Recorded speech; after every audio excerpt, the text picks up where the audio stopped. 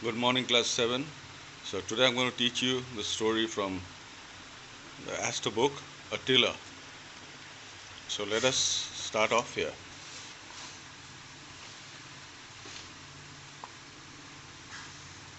Now, the family wanted a strong and formidable dog who could prevent break ins and theft in the house. A 2-month old black and white puppy was brought home. He was named Attila after the Scourge of Europe.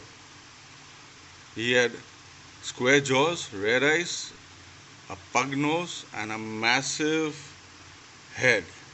He gave no hope that he would do credit to his name. So now the family wanted somebody, a strong dog, who could look after them. So they named him Attila. Now he has square jaws, red eyes, and a pug nose, and a massive head. But he gave no hope that he would do credit to his name. Let's see. The puppy, as I would have already indicated, did not have a very possessing appearance and was known too playful. But, this did not prevent his owners from sitting in a circle around him and admiring him. So everybody was admiring the puppy when they brought him home. There was a prolonged debate as to what he should be named. So everybody was discussing what they would call him. The youngest suggested, why not call him Tiger? Every other street mongrel is named Tiger, came the reply. So everybody said, no, no, not Tiger. Uh, Almost all the dogs are called tigers. So why not Caesar? Caesar. If a census was taken of dogs, you would find at least 15,000 Caesars in South India alone. Said, no, no, not Caesar. If you take a census of dogs' names, you'll find about 15,000 dogs that are named Caesar in South India alone. So why not fire? Somebody said, yes, it is fantastic. Why not thunder? It is too obvious. Grip, still obvious and childish. Now, everybody was trying to discuss his name. So some were giving suggestions. So there was a deadlock. Means quite nobody was happy with the names given. Someone suggested Attila. And a shout of joy went up to the skies. And everybody was happy. Said, yes, Attila, will name him. No more satisfying name was thought of for man or animal. But as time passed, our Attila exhibited a love of humanity which was sometimes disconcerting. The scourge of Europe, which he could have been like this. They put down to his age. What child could have been loving all his creatures? In their zeal to establish the fact that they went to the extent of delving into ancient history to find out what the Scrooge of Europe was like when he was a child. So when they named him Attila means the Scrooge of Europe. So went down to the history to find out what was the name, what did it mean. It was rumored that as a child he clung to his parents and to his parents' friends so fast that often he had to be beaten and separated from them. But when he was 14, he showed the first sign of his future. He knocked down a fellow who tried to touch his marbles. So, when he was 14 years old, the boy, he beat up somebody who tried to touch his marbles. This was encouraging. Now, they thought their dog was loving and they had made a mistake because they bought the dog to guard their house. But this dog was friendly with everybody. So, it was encouraging. So, they said, let our dog reach the parallel of 14 years and people would get to know about his real nature. He may be friendly now, but let him get older, he'll become what we want him to become. So, But this was a vain promise, means it was a stupid promise. He stood up 20 inches high, had a large frame, and a forbidding appearance on the whole. Now the dog looked, what do you call, frightening. But that was all. He was more friendly than frightening. A variety of people entered the gates of the house every day. Every day people entered his house.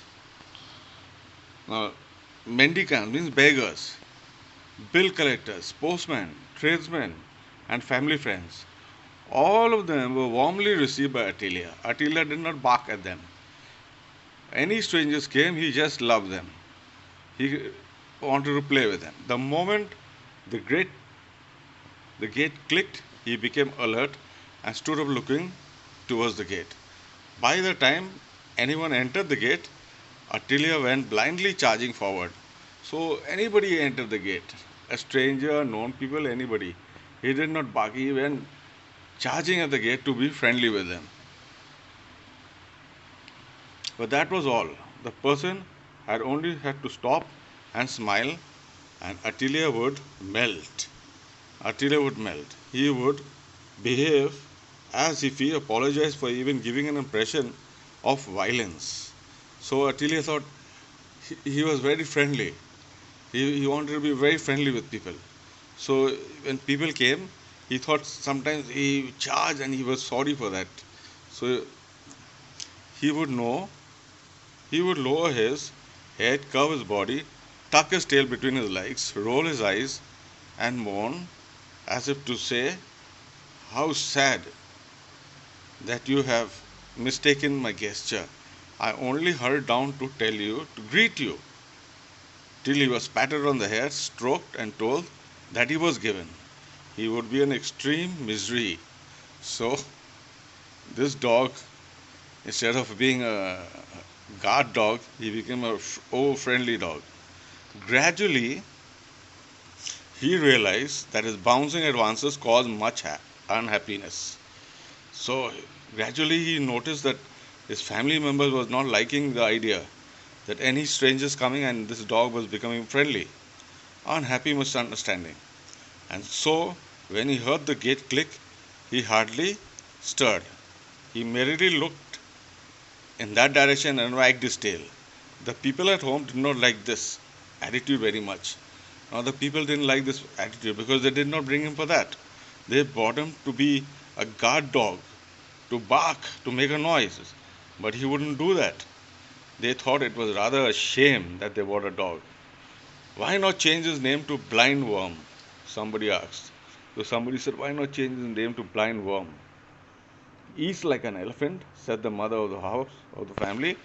You can employ 2 watchmen for the price of the rice and the meat he consumes. So the mother said, instead of this dog, we can employ 2 watchmen. This dog is useless. Somebody comes every morning and he steals all the flowers in the garden, and Attila won't do anything about it. If somebody comes and steals the flowers, and this dog doesn't do anything, doesn't even make a noise. He has better business to do than catch flower thieves, replied the youngest. So the youngest said, he has better business to do than to catch people who are stealing flowers. Always the defender of the dog. What is the better business? Well, if somebody comes in at dawn and takes away the flowers, do you expect Attila to be looking out for him, even at that hour? Why not? It's what a well-fed dog ought to do, be doing instead of sleeping. You ought to be ashamed of your dog. So the mother said, you should be ashamed of your dog. Your dog is useless. He's supposed to take care of the house. He does not take care of the house. He does not sleep all night. Mother, I have often seen him going around the house and watching all night. Really? Does he prowl about at night? Of course he does, said the defender. So this defender means that somebody in the family loved the dog, the youngest, so he should defend the dog. I am quite alarmed to hear it, said the mother. Please lock him up in a room at night. Said, please lock him up instead of him roaming around in the night. Otherwise, he may call in a burglar and show him around. So his mother told him, please lock the dog, otherwise he may call a thief and show him around the house. Let alone a burglar. Might all be successful. It wouldn't be so bad if he at least barked. He is the most noiseless dog I have ever seen in my life. So the mother said he does not even bark. The young man was extremely irritated at this. He considered it to be the most uncharitable cynicism. But the dog justified it that very night. Ranga lived in a hut 3 miles from the town. He was a gang coolie. Ranga was a man who was a gang coolie, often employed in road mending. Occasionally at nights he enjoyed the thrill and profit of breaking into houses. At 1 o'clock that night, Ranga removed the bars of a window, breaking into houses of the eastern side of the house and slipped in. And Ranga broke the bars of a window on the eastern side of the house and slipped in. He edged along the wall, searched all the trunks and almirahs in the house and made a neat bundle of all the jewelry and other valuables he could pick up. Ranga was a thief. He came into the house, he stole everything, but the dog did not do anything. He was just starting to go out. He had put one foot out of the gap he had made in the window when he saw Attilia standing below. Now, when he was going to get out, he saw Attilia standing below. Looking up expectantly, Ranga thought his end had come. So Ranga the thief thought, I am finished now. Now this dog is going to kill me. He expected the dog to bark, but not Attilia. He waited for a moment, grew tired of waiting. So Rangila waited and waited and waited, and he thought this dog was going to charge him and bark, but the dog did not do anything. He stood up, tired of waiting, stood up and put his forepaws on the lap of the burglar. So the dog put his forepaws on the lap of the burglar. He put back his ears, licked Ranga's hands, and rolled his eyes. Ranga whispered, I hope you aren't going to bark. So Ranga told him, I hope you're not going to bark. Don't you worry, I am not the sort, the dog tried to say. So the dog said, don't worry, I will not bark. Just a moment, let me get down from here, said the burglar. So the thief said, let me get down from here. The dog obligingly took away his paws and lowered himself. See there, said Ranga, pointing to the backyard. There is a cat. Attilia put up his ears at the mention of the cat and dashed in the direction indicated. One might have easily thought he was going to tear up a cat. But actually, he didn't want to miss the pleasure of the company of a cat if there was one. Now he also loved a cat, because he wanted to be friends, not to kill anybody or bite anybody. And as soon as the dog left him, Ranga made a dash for the gate. Ranga ran for the gate. Given a second more, he would have hopped over it, but the dog turned and saw what was about to happen, and in one spring was at the gate. He looked hurt. Is this proper? He seemed to ask. Do you want to shake me off? He hung his heavy tail down so loosely and looked so miserable that the burglar stroked his head, at which he revived. The burglar opened the gate and went out. So the burglar thought he was going to bite him, but he did not bite him. He opened the gate and he went out, and the dog followed him. Attilia's greatest ambition in life was to wander in the streets freely. Now, he wanted to go on the streets freely, which was not allowed. But now he got the time to go on the streets. Now things seem to be shaping up ideally. Now, Attilia liked his new friend so much. Friend means the burglar, that he wouldn't leave him alone even for a moment. He lay before Ranga when he sat down to eat. When Ranga sat down to eat, so the dog also sat down beside him. Sat on the edge of the mat when he slept on his hut in his hut. Waited patiently on the edge of the pond when Ranga went to there and went for a wash. Slept on the roadside when Ranga was at work. So he became very close to Ranga. He became Ranga's dog. So wherever Ranga went, he was there. This sort of companionship got on Ranga's nerves. Now Ranga got angry because he was a thief. He went to steal. He stole everything, but this dog kept on following him following him, and this dog now didn't want to leave him. He implored, "Oh dog, leave me alone for a moment, won't you?" Unmoved, Attila sat before him with his eyes glued to on his friend. Attila did not bother. He just loved his new friend. Attilia's disappearance now. In the house, Attilia's disappearance created a sensation in the bungalow. Now, everybody got up and they could not find Attila. Didn't I tell you, the mother said, to lock him up? Now, some burglar has gone away with him. Now, the mother saying, didn't we tell you to lock the room up? Now, he's taken some burglar, some thief has gone away with him. What a shame. We can hardly mention it to anybody. So, what a shame. We can't tell anybody. People will laugh at us. You are mistaken, replied the defender, the person who was defending the dog. It is just a coincidence. He must have gone off on his own account. Said, I don't think any burglar has gone with him. He must have gone on his own account.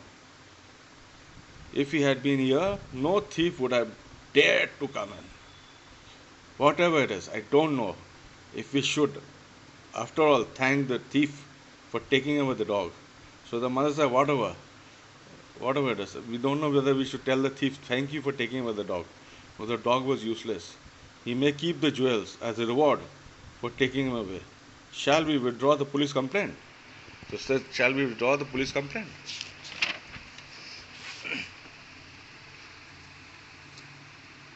This facetiousness ceased a week later, and Attila rose to the ranks of a hero. The eldest son of the house was going towards the market one day.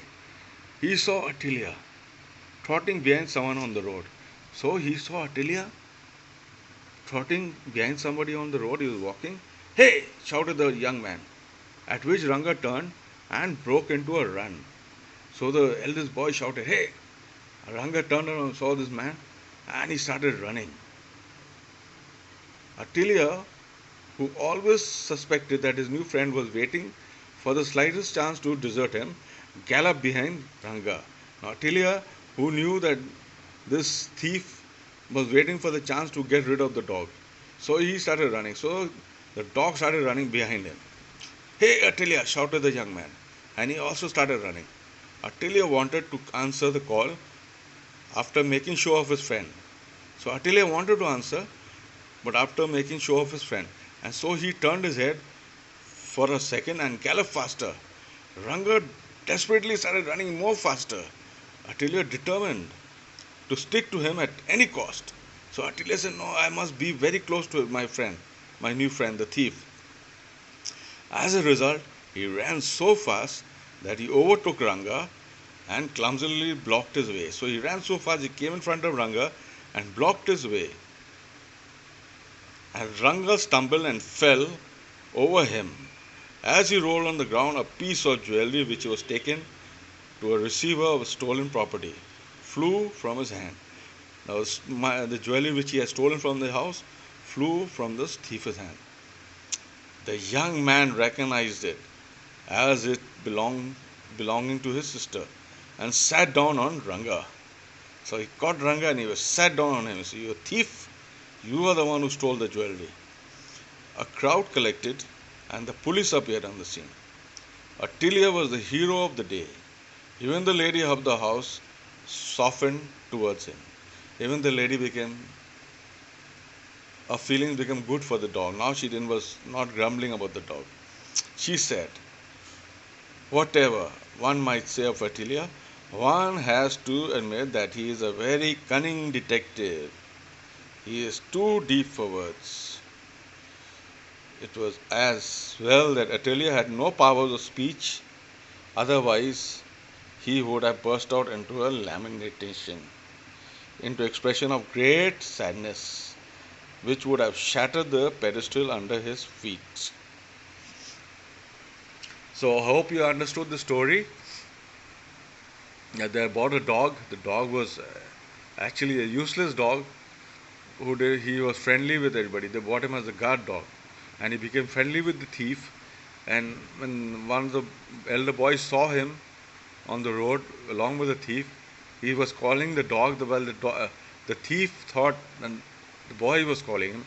The thief started running, and the dog didn't want to leave his new friend, so he started following, chasing him, and accidentally he stumbled and fell over the dog, and he was caught. And now the dog, everybody was praising the dog. So for today, so much. Next class, I will give you the question answers.